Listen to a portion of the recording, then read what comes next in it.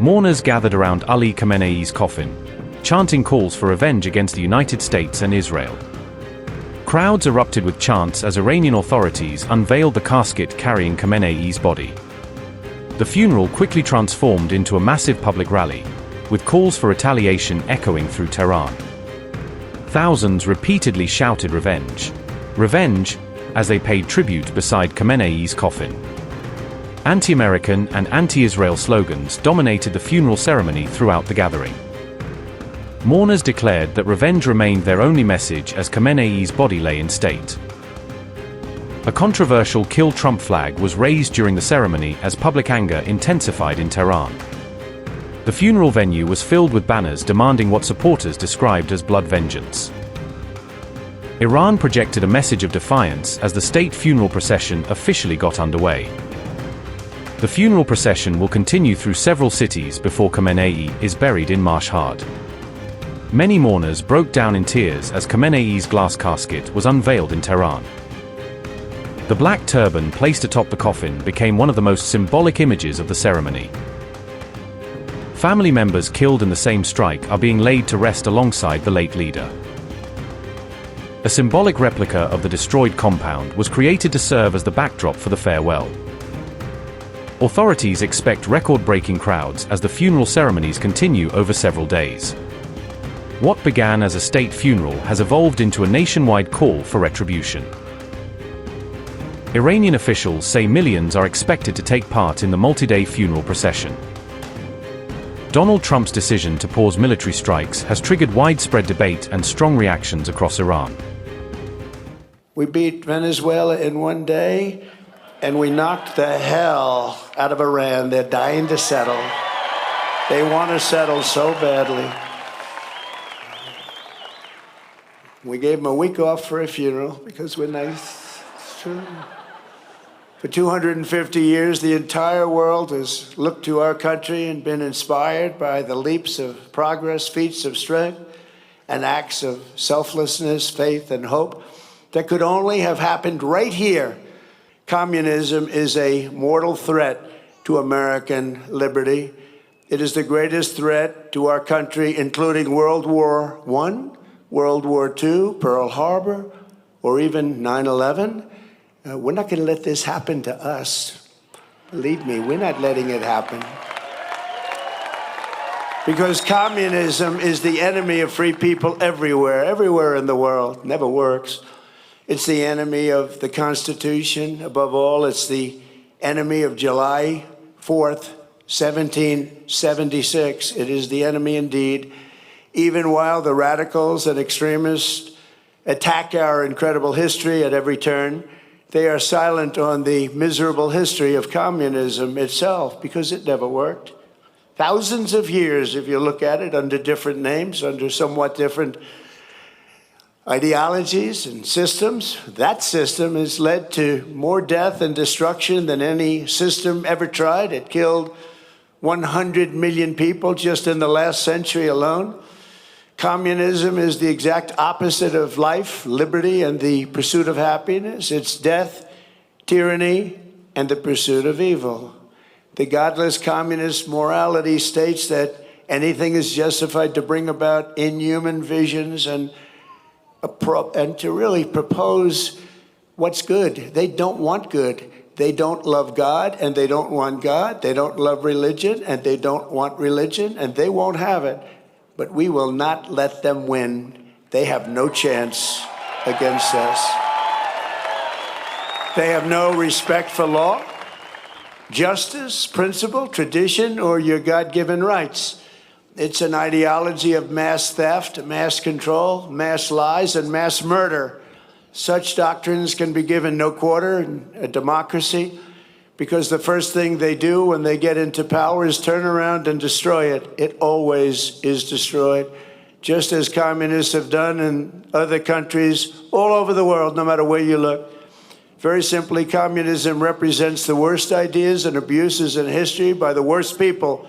The American founding represents the best ideas and traditions in history by the best people, like you. You can be loyal to Karl Marx, or you can be loyal to America. You can be a communist or you can be a patriot. You cannot be both. As for those who peddle Marxist lies about our heritage, who tell our children that we live on stolen land or that our heroes were oppressors, they're doing something much worse than slandering our past. They are slandering and attacking our future. Not going to let that happen. They're trying to tear down the great American character, to destroy the people who declared independence, who crossed the Delaware, who settled the West, and who conquered the skies. You know who those people are. But we will never let that happen. Our American ancestors did not shed their blood at Concord and Trenton, Gettysburg and Shiloh, Midway and Normandy, just so that a band of thieves, radicals, and lunatics could come in and loot, pillage our nation. Our heroes died to win, build, and to save, and to build truly a great country, the greatest country ever in the world.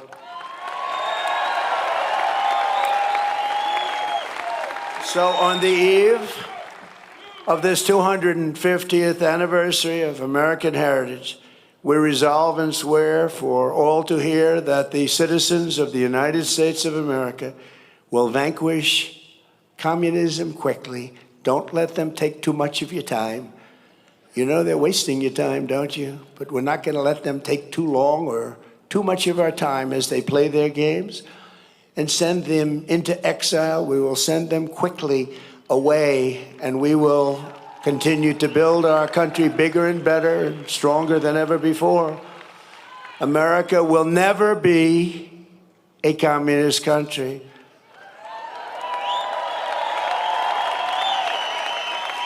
We can only lose the midterms if we allow ourselves to lose the midterms, if we are foolish, stupid, and unwise.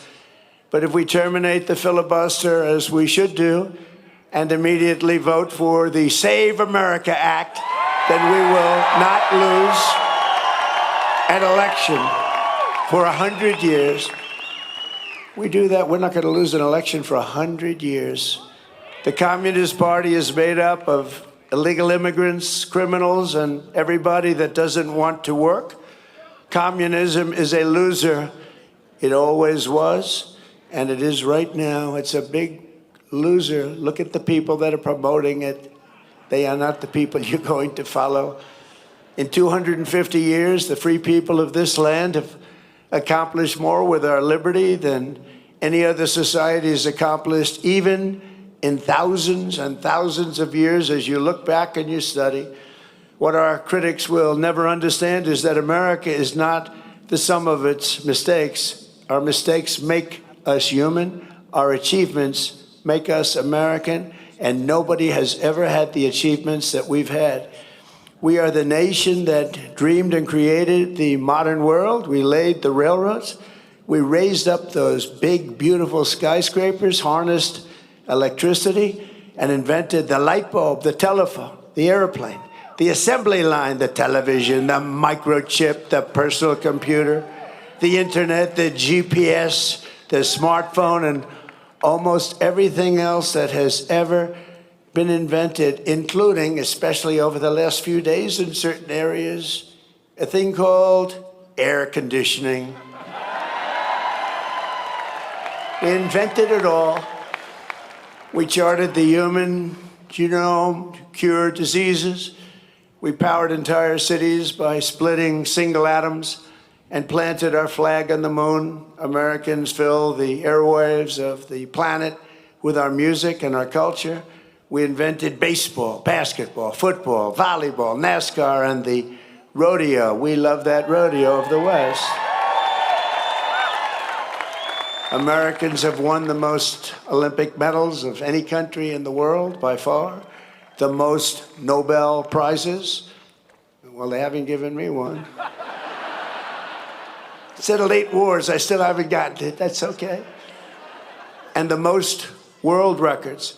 We publish by far the most patents. We produce the best movies. We make the best music. And we raise up the greatest entertainers and strongest athletes the world has ever seen. So true. We built the biggest and most dynamic economy. And by the way, our country today is doing better than it's ever done before. Never had anything like it.